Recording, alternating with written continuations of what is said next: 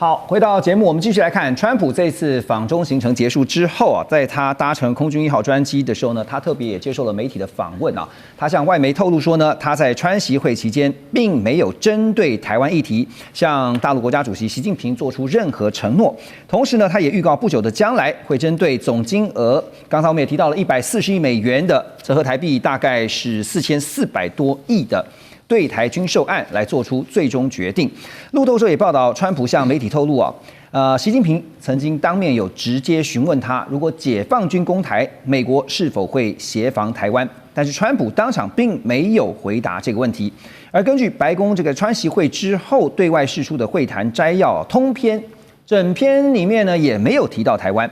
那在台灣這邊的學者亞太和平研究基金會的執行長董立文就認為，這其實呢就是川普對習近平談台灣真正的態度。他給了個結論，他說：“你只要談台灣，他根本就不理你，假裝沒聽到哈。”但是德州州立大學副教授翁履中則認為，白宮的摘要沒有提到台灣是相當正常的，沒談台灣就代表有談，因為未提及也是一種態度。所以接下來的觀察重點是，川普要如何決定140億啊，就是第2筆的這個台灣軍售案。金哥怎麼看？我想啊，這裡面要提一下，這個摘要啊，或者這個聲明，這個 readout 啊，是早上5點45分啊出來的，在華府時間。這個從會談結束之後35分鐘之後，新華社就發布了新聞東稿。整個下午呢，這個他們去了天壇，所有人急得如熱鍋上的螞蟻。我要提醒一下，白宮的通信呢，就是對於發言的主管啊，張正熙啊 ，Stephen Chong 啊，有跟着去。他在那個地方，假如說是去跟他老闆講一聲，說這個什麼要怎麼回答，對不对？那假如有既定的答案，老早就在川普的社交媒體就出來了。結果川普的社交媒體從頭到尾沒有啊，這個就是講一句話，大家弄個這個悶葫蘆，一直搞到第2天早上。我們要提醒。白宮幕僚長，也就是川普親信中的親信啊，這個 Susie Wiles 呢，他沒有跟着去。最後呢，那個東西聲明啊，那個 readout 發給各媒體，到第2天為止，你知道，他從頭到尾沒有登在白宮的網站上。所以你從這些程序上的蛛絲馬跡啊，他就是把原來的你去看裡頭，真的都是原來的這中國大陸的標準的立場，他在那邊。就是提出來，把它貼出來，這個就不會受到質疑。這個我記得 Ross 經常跟我講啊 ，You always tell a lot of facts, but you never told me the truth. OK，Ross，你怎麼看這個140億的軍售案？現在川普這個問題回到了川普了。那當然，他在北京的時候呢，對於台灣問題，只要甚至當場這個跟習近平在旁邊的時候呢，也有媒體問他說：“哎，你們談到台灣的，他就是閉口不談。”可是呢，當回到了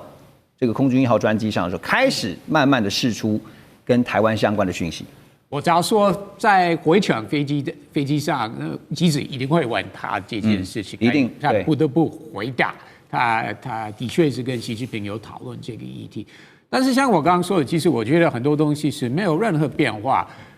過去川普接受訪問的時候被問到，那如果大陸武力犯台，你會做什麼？他一直以來都有一直的答案方式，他都會說我不告訴你。中方知道我會做什麼，但是我不告訴你。他一直用類似的回答方式回答這個問題。美方會做什麼？美方會做什麼？川普說我不告訴你哦。你覺得呢？但是說實在，他這樣的回答方式、答復的方式啊，非常正確。我為什麼這樣說？因為如果大陸真的武力反台的話，只有10任美國總統能決定美國會不會派兵協防台灣，不是今天的總統知道以後的總統會怎麼做，不是國會說的就算，只有10任總統能決定。所以其實如果這件事情沒有發生在川普任期之內，那他幹嘛回答，對不對 ？OK， 大使，您怎麼解讀哈？剛剛特別提到，川普在北京閉口不談，而且非常低調的，都是他的旁邊的幕僚，包括貝森特啊，這個 Rubio 啊，都講說，哎，有談到台灣議題，可是川普自己就是不碰。可是呢，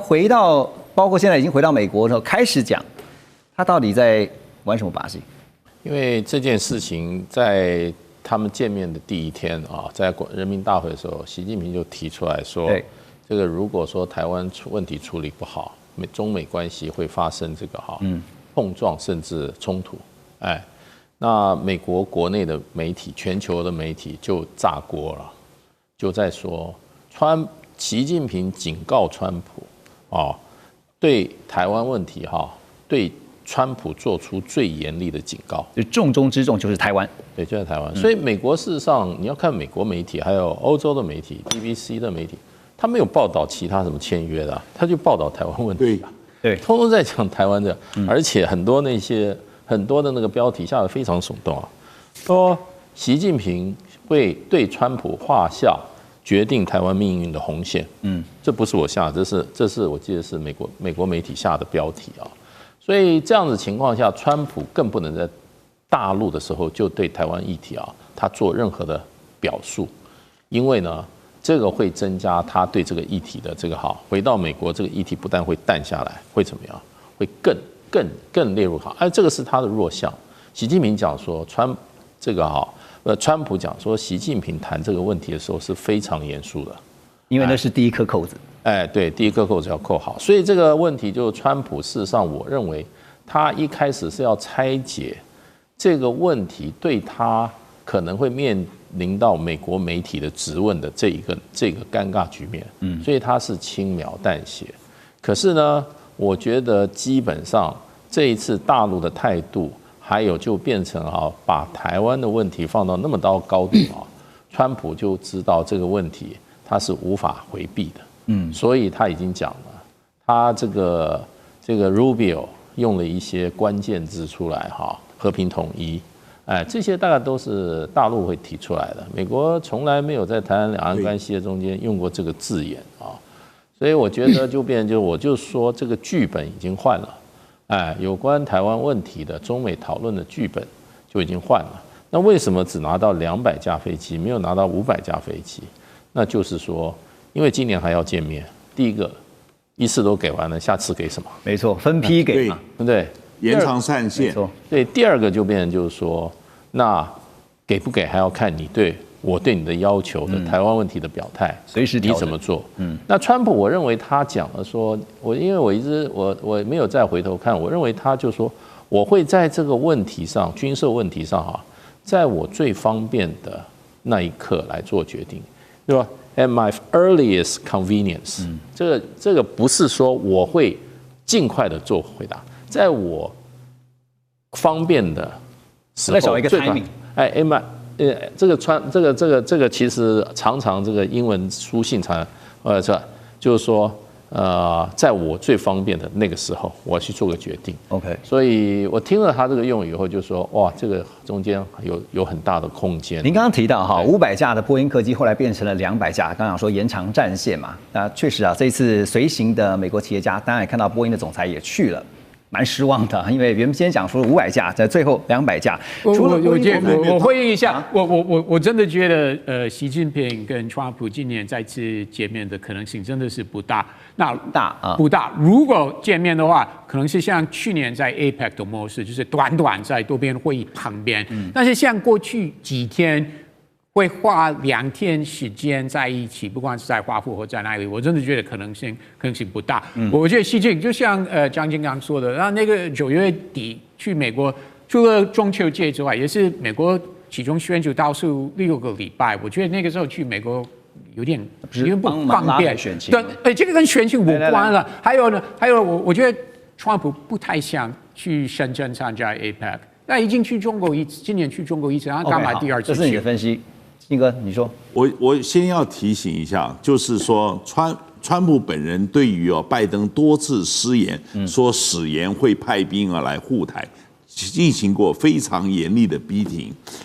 然後呢故意把它弄個悶葫蘆這是戰略模糊strategic ambiguity 非常重要一個節點，所以他說我也不知道答案，你也不知道答案，我只有我最後來做決定，所以他這個東西是非常重要一個節點。但是至於那個法恩格他是我的好朋友，你知道他是這個叫做共和黨，他自然要護着共和黨的總統所講的這個是很有道理。但是我覺得共和黨跟民主黨的時候其實有一點一致。當民主黨的總統拜登講說要出兵護台的時候，馬上就有他的幕僚講他講錯了，他們敢去改啊，總統这是美國長久以來的戰略模糊政策，這是絕對。至於呢，這個方恩格啊，這個我的好朋友方恩格講說，他只會應付一下，去見他一下。對不起，人家都走進白宮，他說：“哎，你好，你好，哎，我有事兒，我先走。”這不可能的事嘛。他既然邀請人家到我白宮來做客，不可能草率啊，就是說這個不怎麼接待嘛，對不對？對，我也同意你的觀點哈。那另外我們要看的是黃仁勳哈，因為剛剛提到說，除了波音的總裁蠻失望的哈，這次變了200架的訂單。那波音的股價當然也因為這個消息而出現了這個下挫。好，黃仁勳是為什麼？因為我們知道他在最後一刻才在阿拉斯加搭上了空軍1號，隨着川普出訪這個中國大陸。紐約時報報道說呢，川普在結束這一趟行程之後呢，看到輝達的人工智慧晶片在中國大陸銷售的命運仍然是不明朗的啊。因為川普在最新的發言當中也證實，雖然美方政府已經批准了銷售許可，但是中方到目前為止還沒有購買輝達最先進的 H200這個 AI 晶片。他特別提到，他說中國是選擇不購買，並且呢正在把他們的戰略中心全面轉向，要致力發展自己的本土技術。那美國的貿易代表 Grill 呢，他也接受媒體就彭博採訪的時候也說，大陸企業會不會買輝達的更多產品呢？現在是取決於中方的決定哈。所以黃仁勳這次在北京也被媒體問到說，輝達會不會把晶片賣給華為呢？但是這個提問太敏感了哈，所以他沉默了幾秒鐘之後呢，只回應說，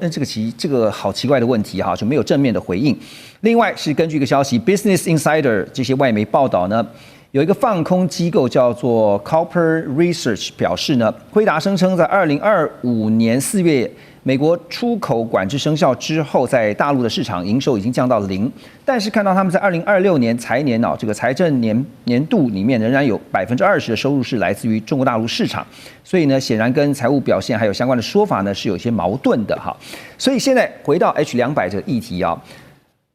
H200的開放取決於中方，這是 Greer 剛剛講的。那對於中方來說，張老師您覺得如果選擇開放，真的？如果開放的話，會有什麼樣一些附帶條件？這我的看法，中方一定會買。那其實現在如果沒有名正言順的開放，其實中方還是可以透過像馬來西亞、泰國很多的管道輸進這個 H200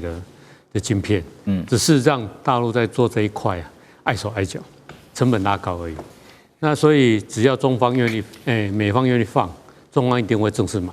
這我是可以預期未來一定會這樣。對。那你說媒體講說有一些顧忌，那我這邊做點技術上的說明。第一個說明就是說，中國大陸現在7奈米的 DUV 製程沒辦法取代 EUV 製程。這 EUV 製程有它的特殊的 know-how 在。另外一個是最重要的，就是封測，就是台積電為首的這種 CoWoS 的封測，基本上就是耽誤了整個 AI 晶片的生命，而不是製程哦。製程7奈米 DUV 做出來，可是問題是封測做不出來，所以只要掌控台積電要掌控這一塊，還有 Intel 掌控一些重要 AI 晶片的封測能力，其實中國大陸買這些晶片，其實美國不用太擔心，擔心說中國大陸華為這些公司有這個能耐去做出跟它同樣的品。所以關鍵不是在晶片，而是在您剛剛提到的這個光刻機。還有包括特別是封測的部分。對，那我覺得如果黃仁勳要趕快賣的話，那就講他應該要講他支持92共識。這個你在節目中講。對啊，你看他身為就是出生在台灣，我覺得大陸很關心這個問題了。他沒有明確表態，他對這個議題的立場會影響到他在大陸的業務。但是即便黃仁勳這麼說，就能夠確保 H200就能夠真正開放在中國大陸販售嘛？當時有一種說法是，大陸現在因為剛剛提到說晶片自主國產化、自主化已經達到一個很成熟的階段。剛才張老師也提到了，其實關鍵在於像是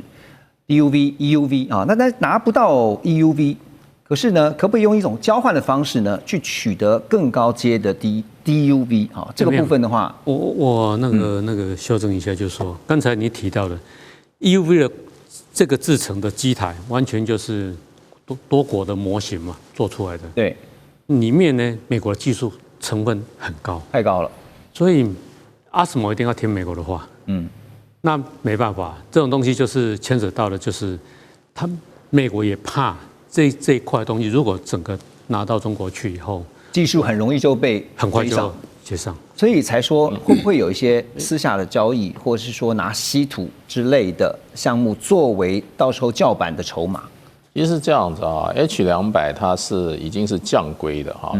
就是說特別為中國大陸設計的，並不是這個 NVIDIA 就目前第一線的產品啊。那這個 H200的話，事實上它的很多的效能啊，